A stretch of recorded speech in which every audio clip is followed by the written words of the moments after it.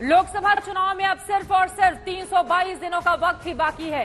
राजनीतिक दल हर उस मुद्दे को हवा दे रहे हैं 2024 के चुनाव के मद्देनजर जो उनके लिए पूरी तरह से मुफीद है। सिर्फ 322 दिनों का वक्त है बाकी और इसी कड़ी में विपक्ष ने एक बार फिर से पीएम मोदी समेत केंद्र सरकार को जबरदस्त तरीके से घेरा। संसद का सत्र अनिश्चितकाल तक के लिए स्थगित होने के बाद विपक्ष ने मार्च निकाला और जिस तरह से अदानी को लेकर केंद्र सरकार को घेरा गया उससे यह समझा जा सकता है कि 2024 के समर में अदानी का मुद्दा जबरदस्त तरीके से गूंजेगा। वहीं दूसरी तरफ बीजेपी के स्थापना दिवस में पीएम मोदी ने विपक्ष और कांग्रेस पर भ्रष्टाचार को लेकर करारा प्रहार किया है। पीएम ने कांग्रेस को परिवारवाद के मुद्दे पर भी घेरा। पीएम के बयान से साफ है कि 2024 में वो परिवारवाद, वंशवाद और भ्रष्टाचार के मुद्दे पर विपक्ष को कटघरे में खड़ा करने वाले हैं। सदन की उच्च कोटि की मर्यादा रही है, लेकिन आपका आचरण, व्यवहार ठीक नहीं रहा है। मैं फिर आपसे आग्रह कर रहा हूं कि इस तरीके से सदन की गरिमा को गिराना कतई उचित नहीं है। सभा की कार्रवाई अनिश्चितकाल के लिए स्थगित की जाती है।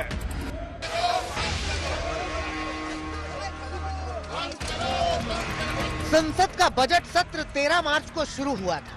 तब जैसा हंगामा बरपा था, बिल्कुल वैसा ही हंगामा संसद के बजट सत्र के दूसरे चरण में भी देखने को मिला। वैसा ही शोर, वैसे ही आरोपों के जोर। अनिश्चितकाल के लिए संसद का सत्र स्थगित किया गया तो विपक्ष ने संसद के बाहर तिरंगा मार्च निकाला। आरोप लगाया कि सरकार अदानी को बचा रही है। ये तो देखा लोगों ने कि विपक्ष के लोग व्यवधान पैदा करते हैं, लेकिन पहली बार है कि सत्ता पक्ष ने 13 मार्च से आज तक जब कभी बोलने की कोशिश की, एलओपी ने या विपक्ष में किसी ने, बलपूर्वक वहां से शोर शुरू हो जाता है। मंत्री से लेकर उनके साधारण सदस्य तक सब लोग शोर मचा के व्यवधान करते हैं। तो लोकतंत्र की हत्या हो रही है। किस लिए? भ्रष्टाचार को बचाने के लिए, अडानी को बचाने के लिए। क्योंकि लूटने वाला अगर गुनहगार है अडानी, तो लुटवाने वाली सरकार भी गुनहगार है। जिस रोज से संसद का सत्र शुरू हुआ था, उसी रोज से गतिरोध तेज हुआ था। कांग्रेस समेत पूरा विपक्ष अदानी के खिलाफ जेपीसी की मांग पर अड़ा था और सत्ता पक्ष राहुल गांधी की माफी की मांग पर। अब जब संसद सत्र समाप्त हो गया है तो आरोपों के तीर ज्यादा जोर से चले हैं।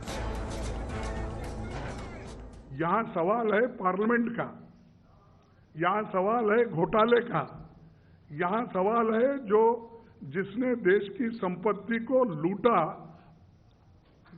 गलत तरीके से।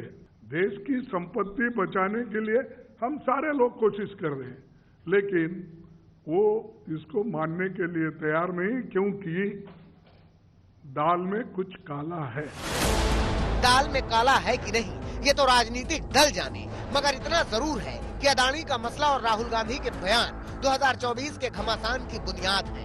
इनका जिक्र 2024 में जमकर होगा। विपक्ष अदानी के बहाने सरकार पर भ्रष्टाचार का आरोप लगा रही है, मगर आज बीजेपी के स्थापना दिवस पर पीएम मोदी ने वही भ्रष्टाचार वाला आरोप विपक्ष पर मढ़ा। जब हनुमान जी को राक्षसों का सामना करना पड़ा तो वो उतने ही कठोर भी हो गए थे। इसी तरह जब भ्रष्टाचार की बात आती है, परिवारवाद की बात आती है, कानून व्यवस्था की बात आती है, तो भाजपा उतनी ही संकल्पबद्ध हो जाती है मां भारती को इन बुराइयों से मुक्ति दिलाने के लिए। कठोर होना पड़े तो कठोर भी हो। हनुमान जयंती और बीजेपी का स्थापना दिवस एक ही दिन पड़ा, लिहाजा पीएम ने हनुमान से पार्टी को जोड़ा और विपक्ष पर जमकर हमला बोला। बीते वर्षों में बहुत सारे दल सामाजिक न्याय के नाम पर राजनीति का दिखावा करते रहे हैं। इन दलों ने उनके मुखिया अपने परिवार का भला कर लेते हैं, अपने समाज का कतई नहीं। जबकि भाजपा सामाजिक न्याय को जीती है, उसकी भावना का अक्षरशः पालन करती है। पीएम मोदी और केंद्र सरकार के खिलाफ सबसे ज्यादा आक्रामक कांग्रेस ही है। इसीलिए पीएम मोदी ने बगैर लाग लपेट के आज कांग्रेस को जमकर कोसा। कांग्रेस और उनके जैसी पार्टियों का कल्चर,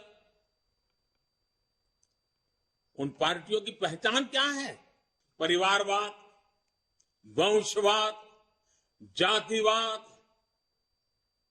और क्षेत्रवाद का बंधक है ये सारे लोग। कांग्रेस और उसके जैसी पार्टियों का कल्चर छोटा छोटा सोचना, छोटे सपने देखना और उससे भी कम हासिल करके खुशियां मनाना बस। गांधी परिवार पर बीजेपी तो वैसे ही निशाना साधती रहती है, मगर आज पीएम मोदी ने बगैर नाम लिए गांधी परिवार पर भी कटाक्ष किए।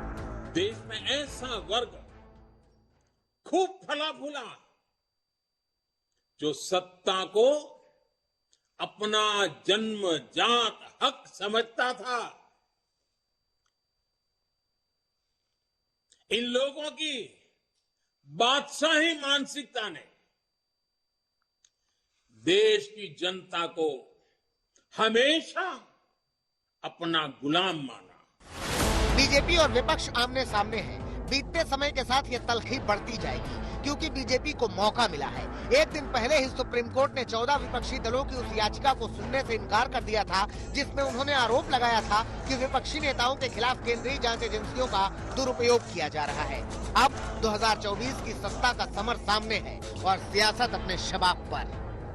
दिल्ली से मौसमी सिंह और हिमांशु मिश्रा के साथ आज तक ब्यूरो।